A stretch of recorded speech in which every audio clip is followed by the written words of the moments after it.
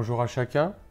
On est dans notre série de vidéos qui traite des modes propres sur les chaînes d'atomes et sur la corde vibrante. Et donc là, sur cette vidéo-là, après avoir mis en évidence les modes propres de deux masses reliées par trois ressorts, ici on a une chaîne de n oscillateurs. Et donc en fait, ce qu'on peut montrer, c'est qu'il existe n modes propres. Alors que sur une corde vibrante, donc en fait, il y a une infinité de points. Et donc là, il y a une infinité d'harmoniques qui sont tous multiples entiers du fondamental. Et donc c'est assez intéressant de voir encore ce modèle discret, donc avec un nombre fini de masses. Et là on a un petit peu comme notre table de mixage, hein, on peut exciter les différents modes et on voit qu'il ressemble au mode de la corde vibrante. Donc un mode propre, souvent les étudiants se demandent ce que c'est, mais c'est une façon collective pour ici pour les oscillateurs de vibrer. Donc on voit qu'il y a une fréquence d'oscillation pour toutes ces masses qui vibrent en phase. Donc les ondes sont bien sûr longitudinales et là on a leur amplitude en fonction du temps.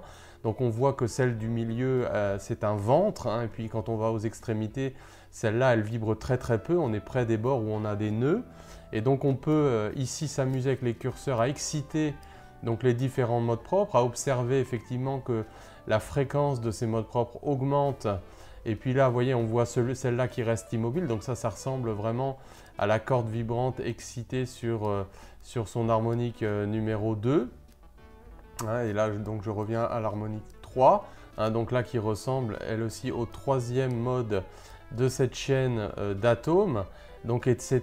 Donc on voit que plus on augmente le nombre n d'oscillateurs, plus on va se rapprocher des modes propres de la corde vibrante. Hein, et donc c'est exactement là aussi ce qui va se passer. Donc là j'excite le dernier mode où on voit qu'en fait les atomes vibrent là en opposition de phase, mais qu'ils vibrent tous avec la même fréquence. Et de la même manière qu'on a fait donc une simulation et tous les calculs au tableau sur la corde pincée. Donc sur la corde pincée, on a vu qu'une forme quelconque de la corde était une superposition de modes propres. Et bien ici aussi, on peut s'amuser à exciter en même temps plusieurs modes propres. Donc là voilà, je bouge un peu les curseurs au hasard. Et donc l'ensemble des oscillateurs voilà, va prendre des formes étranges, mais le spectre de ces oscillations, voilà, difficile à interpréter en fait. Le spectre en série de Fourier, eh bien on l'a là. Hein, donc on a excité le fondamental, le premier harmonique, donc le deuxième harmonique, troisième harmonique, etc. avec des amplitudes correspondantes. Et donc on peut faire un peu tout ce qu'on veut. Donc à n oscillateurs correspondent n modes. Et donc pour la corde vibrante, eh bien là on a une infinité de modes puisqu'on a une infinité de degrés de liberté.